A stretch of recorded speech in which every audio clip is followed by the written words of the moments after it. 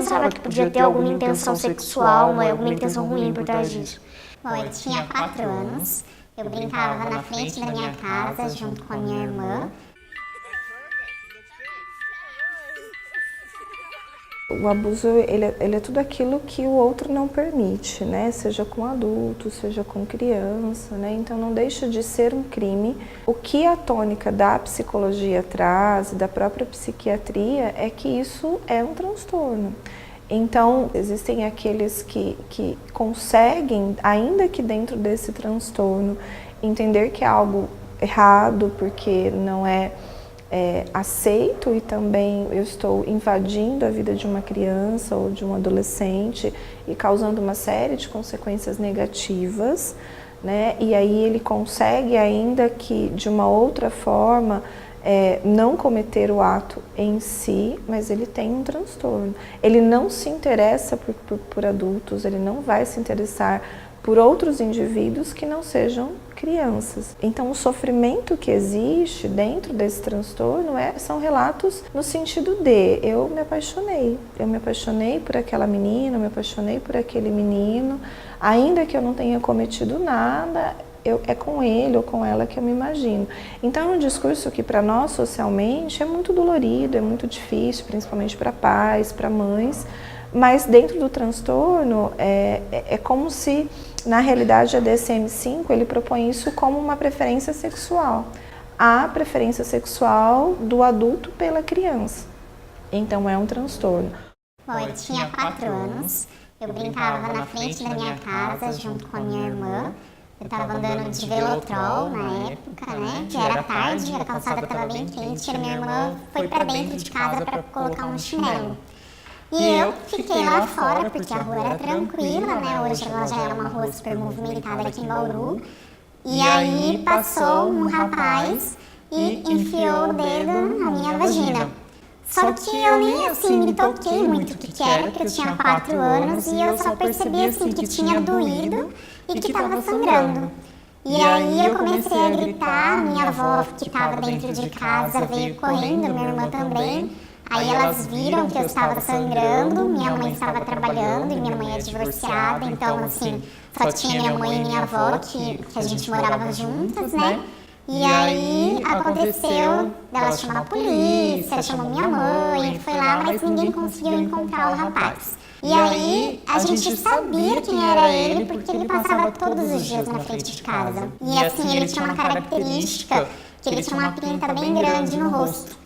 E aí ficou muito mais fácil também para depois a gente identificar a pessoa. Ele morava 2, 3 quadras da minha casa e um dia ele passou novamente lá, a gente viu ele e aí corremos para avisar minha mãe e ela saiu correndo com o carro atrás dele e tudo e ele foi cortando o caminho.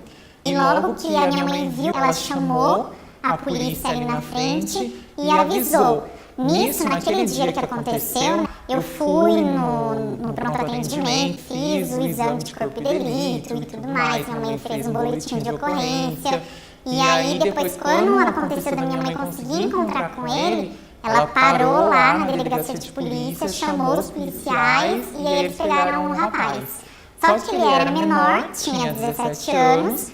Ele saiu até no jornal, mas a minha mãe ela não queria me mostrar e eu, na verdade, nem sabia muito. A única coisa que eu me lembro é que eu vi a foto dele, tipo, 3x4, com uma tarja preta no olho e as iniciais do nome dele. Hoje eu sei o nome dele, assim, só o primeiro nome. E aí, depois disso, eu acho que eles se mudaram dali daquela região de onde eu morava, mas eu não deixei de encontrar o cara. Eu encontrei ele umas 2, 3 vezes, depois já de adolescente, já com uns 15, 16 anos e tudo mais. Muitas vezes a situação de abuso sexual, com estupro de vulnerável ou mesmo de criança ou adolescente maior, ela narra nas escolas, né? E a criança ou adolescente narra aquele acontecimento e o ideal é que essa prova do depoimento da criança ou do adolescente seja colhida de uma forma técnica. Então hoje existe uma alteração muito importante na lei, com a introdução de um mecanismo que é a colheita do depoimento sem dano, é uma lei recentíssima de 2017 que já está em vigor, em que mecanismos dentro da polícia de investigação e do próprio judiciário permitem que essa colheita de prova seja feita de uma forma, principalmente envolvendo quando envolve criança, sem que isso ofenda mais ainda a criança já vítima de abuso sexual. Infelizmente, as estatísticas elas não fecham porque existe a questão de não ser denunciado ou de não ser levado aos poderes constituídos como a polícia, o Ministério Público e o Judiciário. Infelizmente, as situações de abuso sexual acontecem dentro da própria casa. Então você tem situações muito difíceis. Então, quando o pai é o abusador, quando a mãe é a abusadora, ou quando o padrasto ou a madrasta são os abusadores, a criança fica muito desprotegida. Mas essa mudança da lei, ou essa introdução dessa possibilidade de se colher um depoimento da vítima sem dano, é muito importante porque forma ali o início de prova. O Sexlog é uma rede social de sexo swing, mais voltada para a troca de casais. As pessoas que são adeptas do swing, elas se encontram no Sexlog, procuram pessoas próximas que partilhem dos mesmos interesses. Elas acabam se encontrando e aí rola amizade, namoro, enfim, várias coisas. A gente teve uma situação onde um casal foi denunciado por estar oferecendo seus filhos em troca de sexo e prazer com outro casal. Esse casal foi denunciado. E foi uma situação bem ruim, porque mexe um pouco com o nosso lado pessoal. A gente, como pai, a gente sabe que isso machuca e vê que os pais estão expondo seus próprios filhos a situações muito ruins, né? E a gente fez uma denúncia ao Ministério Público, acionamos os nossos advogados, a gente tentou fazer com que a justiça identificasse essas pessoas e o crime fosse, né, investigado e etc.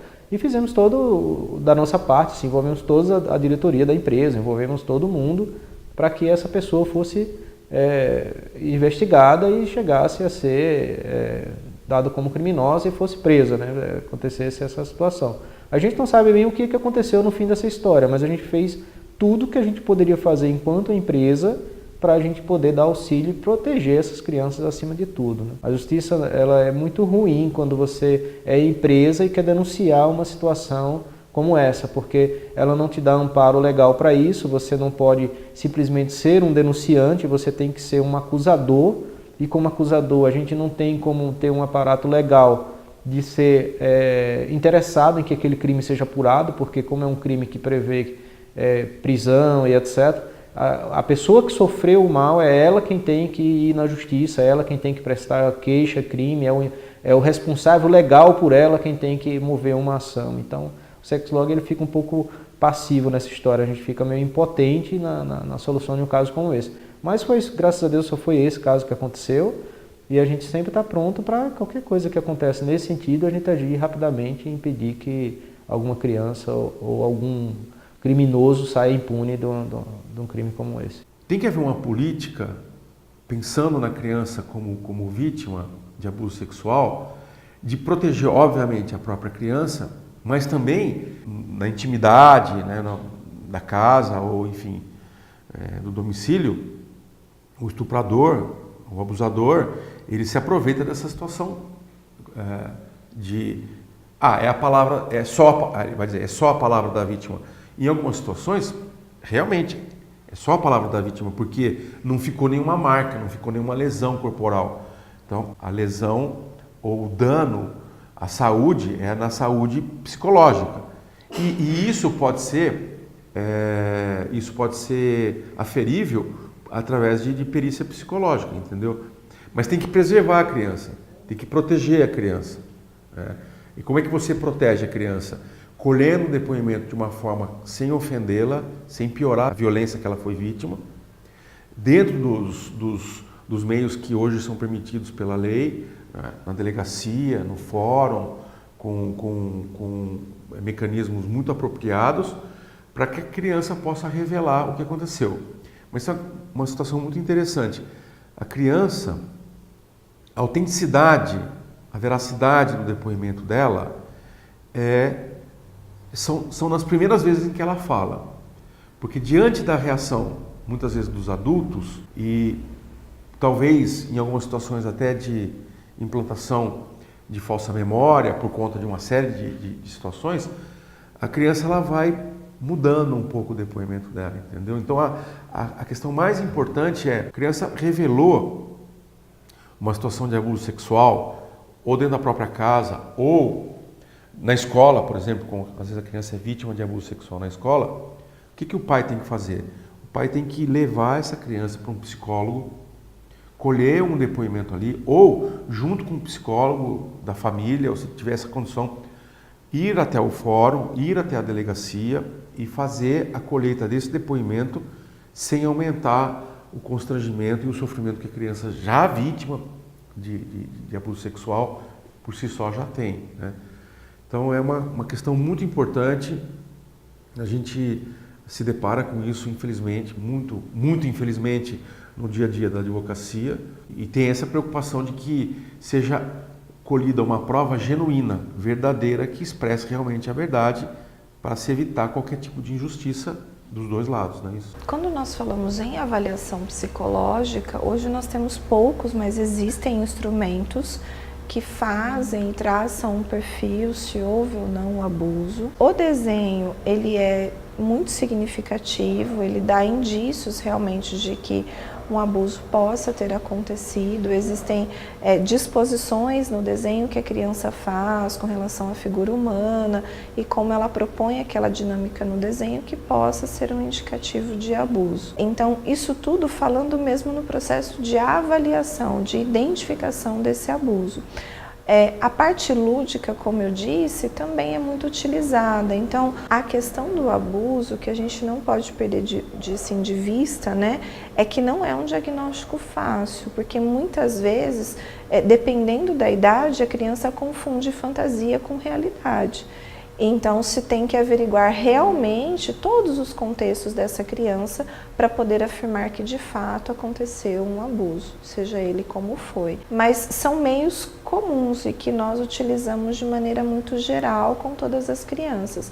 E o que é importante também não perder de vista é que o profissional ele tem que ter uma especialidade e tem que conhecer. Então, não é nem a ideia de ser qualquer profissional, mas, por exemplo, se eu não tenho um conhecimento aprofundado no desenho livre, no desenho da família, no desenho da figura humana, é muito arriscado eu olhar para um desenho e dizer isso significa que foi um abuso. Então, o que a gente luta muito dentro da nossa classe é que a pessoa ela tenha propriedade naquilo que ela está avaliando. E se ela não se sentir segura, ela encaminha para um outro profissional que tenha esse conhecimento aprofundado. Mas num processo avaliativo, todas essas estratégias são utilizadas. Quando eu era criança, meu pai ele se separou da minha mãe muito cedo, quando eu ainda era criança. E ele teve algumas namoradas nesse período, depois de ter terminado com a minha mãe. Então, eu tive contato com algumas outras mulheres, com algumas outras famílias, isso antes dele ter a esposa atual.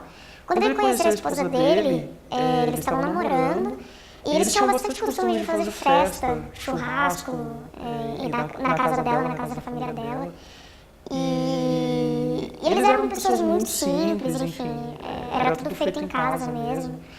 E eu lembro que a gente, eu e meu irmão, que é filho da minha madrasta, e os nossos primos, a gente sempre dormia todo mundo junto, sabe? Sempre foi uma coisa banal, assim, a gente jogava colchão e dormia todo mundo junto. E tinha um parente, uma pessoa da família que às vezes dormia com a gente. E eu me lembro de algumas vezes da gente ter dormido todo mundo junto e de eu acordar no meio da noite com as pessoas roçando em mim. Eu dormia de lado, sempre dormi de lado.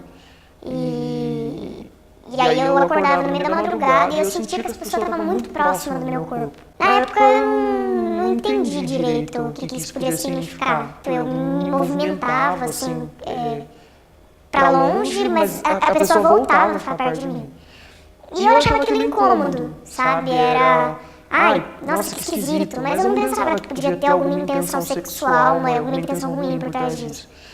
E demorou muito tempo, na verdade, para que eu pudesse pensar dessa forma. Eu nunca falei isso pra ninguém, nunca falei pra ninguém na minha família, nunca falei pra nenhum amigo. Na verdade, essa é a primeira vez que eu tô falando sobre isso. E hoje eu posso entender que, com certeza, tinha alguma coisa de sexual naquilo, porque eu era a única menina. Era um homem adulto e eu, de menina, a única. As outras crianças eram meninos. Então eu acredito que tinha, sim, alguma coisa de sexual nisso, sabe? Porque eu acho que a gente tem muita mania de fazer a criança ser permissiva. A gente costuma sempre dizer pra criança, senta no colo do fulano, beija o fulano, abraça o fulano, pra criança não ser vista como mal educada, mas a verdade é que a gente tá deixando que essa criança seja permissiva. Que ela aceite um abraço de um estranho. E ela não vai saber interpretar se esse abraço tem segundas intenções ou não. Então, eu quero levar isso como um aprendizado para no momento que eu tiver mais contato com uma criança, que seja um filho, que seja um sobrinho, um irmão, para que eu tenha esse controle, sabe?